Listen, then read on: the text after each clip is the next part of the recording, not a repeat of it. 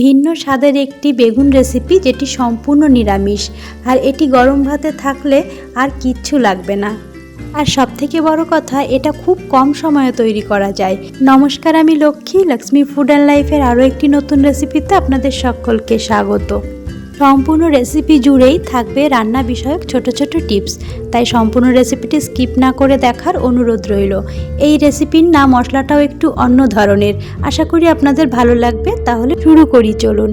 এর জন্য আমি প্রথমে এখানে একটা বেগুন নিয়ে নিয়েছি। বেগুনটা খুবই বড় সাইজের, তাই আমি একটাই নিয়েছি আর এটিকে 4 খণ্ড করে নিয়েছি। মাঝখান থেকে এভাবে লম্বালম্বিভাবে 4 খণ্ড বানিয়ে নিয়েছি।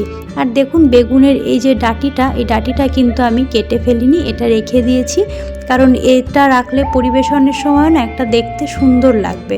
তো শুধু তো টেস্ট ভালো হলেই হবে না, একটা দেখারও ব্যাপার আছে। আপনারা চাইলে কেটে ফেলতেই পারেন। এবারে আমি এর মধ্যে লবণ দিয়ে দিচ্ছি। আর হ্যাঁ, আমি বেগুনটাকে কিন্তু ভালোভাবে ধুয়ে নিয়েছিলাম কেটে। তারপর হলুদ দিয়ে দিলাম।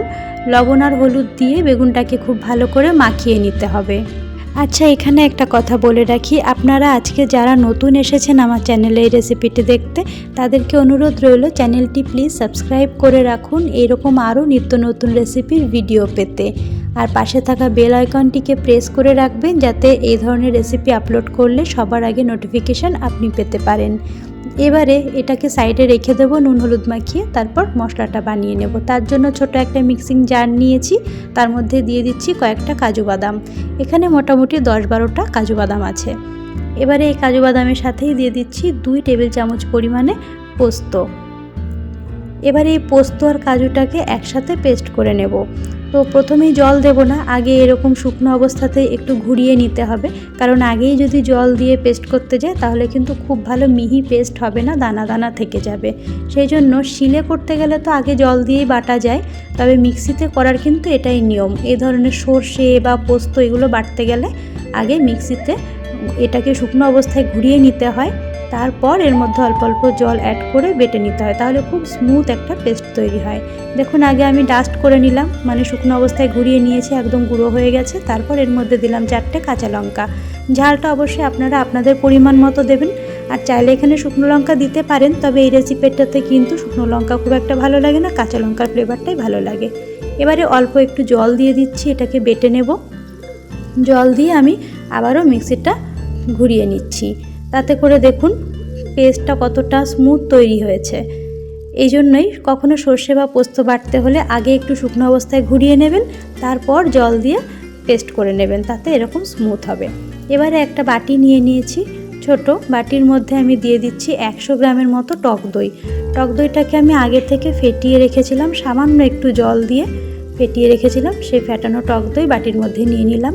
এবারে তার মধ্যে দিয়ে দেব এই যে পোস্ত আর কাজু বাদামটা বেটে রেখেছিলাম কাঁচা লঙ্কা দিয়ে, সেই পোস্ত বাটাটা।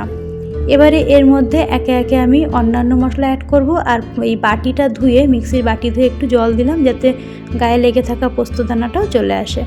এবারে দিয়ে দিচ্ছি প্রথমেই স্বাদ মতো লবণ, আর দিয়ে দেবো এখানে জিরের গুঁড়ো, এই বড় চামচে 3 ভাগের 1 ভাগ পরিমাণে দিয়েছি। আর দিচ্ছি ধনে গুঁড়ো বড় চামচের 1/2 চামচ। আচ্ছা, এখানে বলে রাখি, আপনারা কিন্তু চাইলে এখানে জিরে আর ধনে কাঁচাটাও বেটে ব্যবহার করতে পারেন, আমি গুঁড়োটাই ব্যবহার করেছি। আর এখানে আদা দিয়েছি, আদাটা দিয়েছি 1.5 ইঞ্চি মতো, এটা গ্রেট করে দিয়েছি, বেটে দিইনি, চাইলে আদা বাটাটাও দিতে পারেন। মানে এখানে যা যা নিয়েছি আমি, কিছুই বাটাবাটির ঝামেলা নেই, সমস্তটাই রেডিমেড, মানে খুব তাড়াতাড়ি হয়ে যায়। গুঁড়ো ব্যবহার করেছি আর আদাটাকে গ্রেটারে গ্রেট করে নিয়েছি। এবারে সমস্ত মশলাটাকে একসঙ্গে ভালো করে মিশিয়ে নিতে হবে। মিশিয়ে এটাকে রেখে দিচ্ছি। এবারে ফ্রাই প্যানে তেল দিয়ে দিলাম, সর্ষের তেল 2 টেবিল চামচ পরিমাণে। তেলটা গরম না করেই আমি এর মধ্যে নুন হলুদ মাখিয়ে রাখা যে বেগুনগুলো মাখিয়ে রেখে দিয়েছিলাম, সেই বেগুনগুলো একে একে দিয়ে দেবো ভেজে নেওয়ার জন্য। এবারে এখানে একটা ছোট্ট টিপস শেয়ার করি। এই যে বেগুনটা আমি তেল গরম না করেই ছাড়লাম, কারণ এতে না তেলটা অনেক কম টানবে। এমনিতে বেগুন ভাজতে গেলে দেখবেন তেল অনেক বেশি লাগে, বেগুন অনেকটা তেল টেনে নেয়। তো এইভাবে যদি তেল গরম না করে ঠান্ডা তেলে বেগুন দেওয়া হয়, তারপর আস্তে আস্তে হিটের সঙ্গে সঙ্গে তেল গরম হবে, বেগুনটাও ভাজা হয়ে যাবে। এই ক্ষেত্রে তেলটা অনেক কম টানে বেগুন। এভাবে বাড়িতে করে দেখবেন, বেগুন ভাজার সময় ঠান্ডা তেলে বেগুন দেবেন, তারপর আস্তে আস্তে তেল গরম হতে হতে বেগুনটা ভাজা হয়ে যাবে, দেখবেন অনেক কম টানে তেলটা। এবারে এগুলিকে উল্টে পাল্টে ভালো করে কালার ধরিয়ে ভেজে নিতে হবে। আর একটা ছোট্ট টিপস এখানে আমি বলি, অনেক সময় বেগুন শক্ত হয়, তো সেই ক্ষেত্রে না যখন নুন হলুদ মাখিয়ে যেমন রেখে দিয়েছিলাম সেই সঙ্গে সামান্য একটু চিনি যদি মাখিয়ে রেখে দেওয়া যায় বেগুনটা কিন্তু অনেক সফট হয়ে যায় তাড়াতাড়ি। আমার বেগুনটা নরম ছিল তাই আমি মাখাইনি। বেগুন শক্ত হলে চিনি মাখিয়ে, নুন হলুদের সাথে চিনি মাখিয়ে রেখে দেখবেন। এবারে এগুলোকে ভালোভাবে ভেজে আমি তুলে নিলাম। এই তেলের মধ্যেই ফোড়ন দেবো সামান্য একটু কালো জিরে। আমি আর তেল কিন্তু অ্যাড করিনি, ওই তেলেই রান্না হয়ে যাবে। কালো জিরেটা ফোড়ন দিয়ে এর মধ্যে তৈরি করে রাখা মশলাটাকে দিয়ে দিলাম। সেই যে বাটির মধ্যে তৈরি করে রেখেছিলাম একসাথে, সেই মশলাটা পুরো ঢেলে দিলাম। দিয়ে এবারে ভালোভাবে নেড়েচেড়ে মশলাটাকে কষিয়ে নিতে হবে। এই মশলাটা কিন্তু খুব বেশিক্ষণ ধরে কষানোর প্রয়োজন নেই, কারণ এর মধ্যে যেহেতু পোস্ত আছে, বেশিক্ষণ যদি আমরা এটা কষাই পোস্ত দানাটার স্বাদ কিন্তু একটু তেতো তেতো হয়ে যাবে। তাই পোস্ত বা সর্ষের জিনিস কখনো বেশি কষানো উচিত না। মোটামুটি 2 মিনিটের মতো কষাবো। দেখুন 2 মিনিটের মধ্যে এরকম হয়ে যাবে। যখন দেখবেন কড়াইয়ের গায়ে একটু হালকা লেগে লেগে আসছে, সেই সময় আমরা কষানো বন্ধ করব। এবারে সামান্য একটু জল দিয়ে দিচ্ছি। জলটা কিন্তু খুবই অল্প দিয়েছি, মোটামুটি চায়ের কাপের 1 কাপ পরিমাণে জল দিয়েছি। এই রান্নাটা খুব একটা গ্রেভি হবে না, অল্প পরিমাণেই জলটা দিলাম। ওই যে মশলার বাটি, সেই বাটিটা ধুয়ে সামান্য জল দিয়ে দিয়েছি। এবার এই জলের মধ্যে একে একে ভেজে রাখা বেগুনগুলোকে দিয়ে দেবো।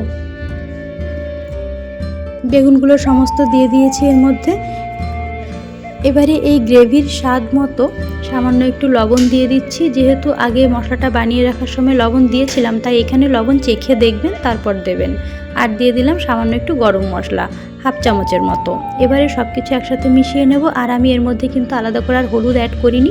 এই রান্নাটা একটু সাদা সাদা মতোই হয়, এর জন্য আমি গ্রেভির মধ্যে কোনো রকম হলুদ দিইনি, শুধুমাত্র বেগুনেই হলুদটা মাখানো হয়েছিল। এবারে ভালোভাবে এই গ্রেভিটার মধ্যে বেগুনগুলোকে একটু উল্টে পাল্টে মাখিয়ে নেব, 2-3 বার এভাবে মাখিয়ে নেব। তারপর এর ওপর থেকে ধনেপাতা কুচি ছড়িয়ে দিচ্ছি, 1 মুঠো ধনেপাতা কুচি ছড়িয়ে ঢাকনা দিয়ে গ্যাসের ফ্লেমটা লোতে করে এইভাবে 10 মিনিট আমরা রেখে দেব। বেগুনের আরও একটি নিরামিষ রেসিপি কিন্তু আমার চ্যানেলে অলরেডি আপলোড করা আছে, আমি লিঙ্কটা ডেসক্রিপশন বক্সে দিয়ে দেবো, আপনারা চাইলে দেখে নিতে পারেন। 10 মিনিট বাদে আমি ঢাকনা খুলে নিয়েছি। দেখুন এটা কিন্তু একেবারেই রেডি হয়ে গেছে। গ্রেভিটাও বেশ গাঢ় হয়ে গেছে, এরকম সামান্য গ্রেভি এতে থাকবে। এবারে এটি একটু ভালো করে নাড়াচাড়া করে গ্যাসের ফ্লেমটা অফ করে দেব।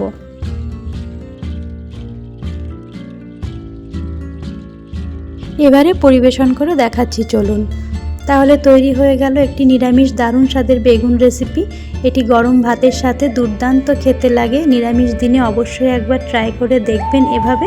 আর সময়টা খুবই কম লাগে, কোনো রকম পরিশ্রম সাপেক্ষ নয়, মশলা বাটাবাটির ঝামেলা খুব একটা নেই। তো আজকের রেসিপিটি কেমন লাগলো কমেন্ট সেকশনে জানাতে ভুলবেন না। আর ভালো লাগলে একটা লাইক করবেন, বেশি বেশি করে শেয়ার করবেন, আর চ্যানেলটিকে সাবস্ক্রাইব করে রাখবেন এইরকম আরও রেসিপি পেতে। শেষ পর্যন্ত দেখার জন্য অসংখ্য ধন্যবাদ।